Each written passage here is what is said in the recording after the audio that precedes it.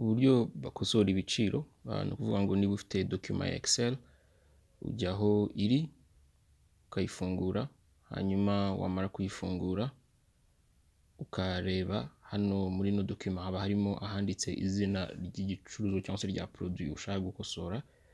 Uburyo tugiye gukosora iyitwa consultation par un généraliste ku giciro cya privé, hano byakabaye 5,000. Ngo turaza hano tuzane suri dushyire hano, hanyuma twandike 5,000, duhe dukanda kuri enter. Iyo ukanze kuri enter, wa mubare wanditsemo hano uhituza ufite akakitso ku buryo uhita ukwereka nyine ugufasha kubara amazeru akurikiye uwo mubare.